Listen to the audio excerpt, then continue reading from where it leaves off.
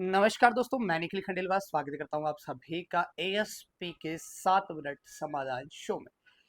देखिए स्टूडेंट, आज अपन बात करने वाले हैं पशुओं के प्रमुख रोग कारक और उनकी वैक्सीन। देखा गया है ज्यादातर परीक्षाओं के अंदर, एग्जाम के अंदर पूछे जाने वाले प्रश्नों को जब आप देखते हैं तो उसमें आपको या तो पूछा जाता है कि निम्न में से कौन सा जो पशु रोग है वो वायरस जनित है, कौन सा जीवाणु जनित है, कौन सा प्रोटोजोआ से होता है, या उनकी वैक्सीन का नाम। ज्यादातर ट्रेंडिंग में यही प्रश्न है, तो इसी को देख करके लेक्चर को डिजाइन किया गया है। देखिए सबसे पहले बात करेंगे हम जीवाणु जनित रोगों के बारे में। सबसे पहला और सबसे इंपॉर्टेंट जो जीवाणु जनित रोग आता है वो आता है सब एंथ्रेक्स। कौन सा आता है? एंथ्रेक्स।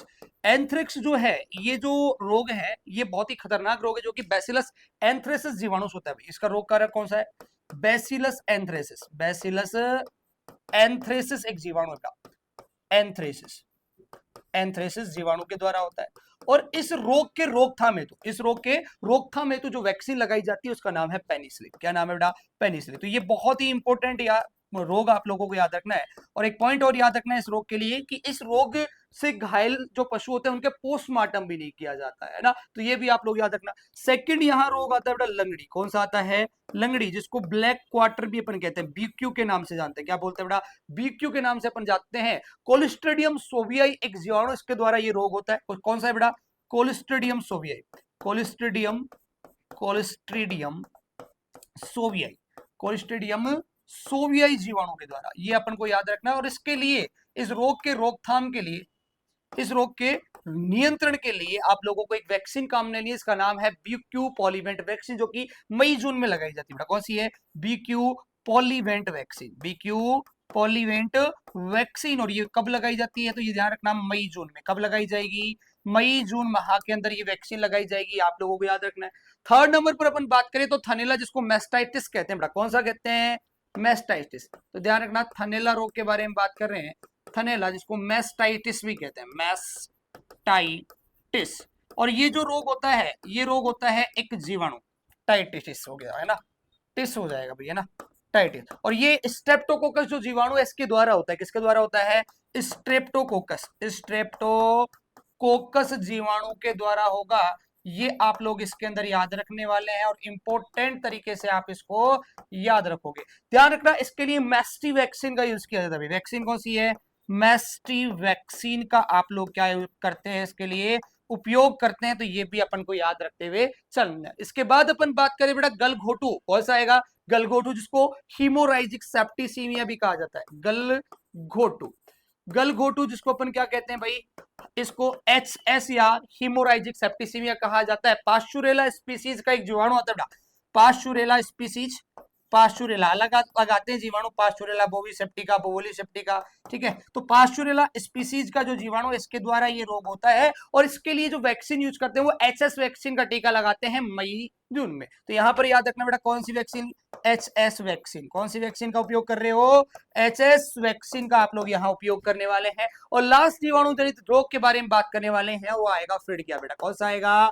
फिडकिया यहाँ पर आने वाला है। और फिडकिया को क्या कहते हैं? एंट्रोटॉक्सीमिया कहते हैं। कोलिस्ट्रीडियम बेसियाई जीवाणु के द्वारा होता है बेटा। कौन सा? कोलिस्ट्रीडियम बेसियाई, कोलिस्ट्रीडियम बेसियाई, कोलिस्ट्रीडियम, कोलिस्ट्रीडियम बेसियाई जो जीवाणु है इसके द्वारा ये रोग होता है। और इसके लिए ध्यान रखना, इसके लिए जो वैक्सीन काम लेते हैं वो इंटरटॉक्सीमिया वैक्सीन काम लेते हैं। कौन सी? इंटरटॉक्सीमिया, इंटरटॉक्सीमिया वैक्सीन यहाँ पर काम ली जाएगी। तो ये आप लोगों को याद रखना है बिल्कुल इसी प्रकार से। इसके बाद अपन बात करते हैं कुछ जीवाणु जनित रोगों के बारे में, सॉरी विषाणु जनित रोगों के बारे में, जिसमें सबसे पहला जो रोग आएगा वो आएगा भाई कौन सा?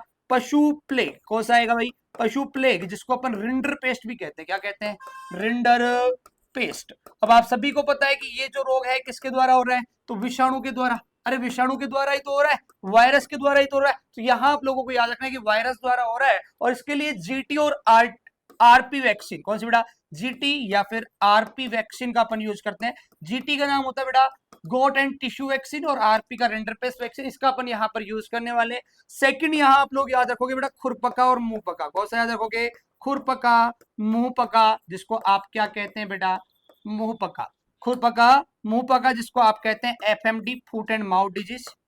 एफएमडी के नाम से जानते हैं, आप सभी जानते हैं कि भाई ये जो रोग है किससे हो रहा है? तो ये विषाणु द्वारा हो रहा है। किसके द्वारा हो रहा है? विषाणु। वैक्सीन कौन सी बेटा? FMD polyvalent vaccine. कौन सी यूज करोगे? एफएमडी पॉलीवेंट वैक्सीन का आप लोग यहाँ यूज करने वाले हैं, तो ये भी आप लोग याद रखने वाले हैं। ठीक है, इसके बाद अपन बात करें तो इसके बाद जो रोग आने वाला है वो प्रोटोजोआ द्वारा होने वाले रोग है। इसके सिर्फ नाम आप लोगों को याद रखने हैं।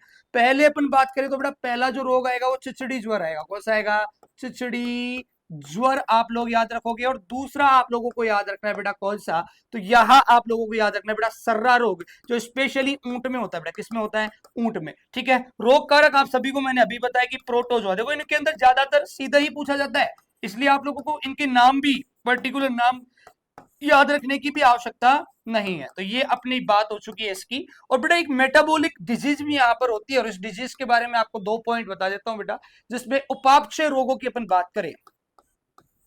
उपापचय रोग, उपापचय रोग, उपापचय रोग की अपन बात करें तो बेटा एक पशुओं के अंदर बहुत ही इंपॉर्टेंट उपापचय रोग आप पढ़ते हैं। और वो जो उपापचय रोग है बेटा, वो उपापचय रोग कैल्शियम की कमी से होता है। अब आप कमेंट बॉक्स के अंदर, बिल्कुल आप कमेंट बॉक्स में इस रोग का नाम बताएंगे कि रोग कौन सा है जिसको मेटाबॉलिक डिजीज कहते हैं, और वो कैल्शियम की कमी से होता है। ये आप बताएंगे, आपके लिए ये प्रश्न मैं छोड़ के जा रहा हूं। दूसरे पॉइंट के बारे में अपन बात करें, हाँ दूसरे पॉइंट के बारे में अपन बात करें तो देखो अभी तक की जब आप कृषि पर्यवेक्षक जैट और सीयूटी के पेपर्स को देखते हैं तो आप लोग देख पाते हैं कि पेपर के अंदर मैक्सिमम टाइम 90% टाइम एग्जामिनर या तो पूछता है कि भाई ये पशु रोग जो है, आपसे सीधा पूछेगा एंथ्रेक्स रोग होता है जीवाणु के द्वारा, विषाणु के द्वारा, प्रोटोजोआ द्वारा, या फिर किसी पोषक तत्व की कमी से। तो आपको सीधा से बताना है ना। और इसी प्रकार के छोटे छोटे जो लेक्चर है जिसमें अपन छोटे छोटे कॉन्सेप्ट्स क्लियर करेंगे,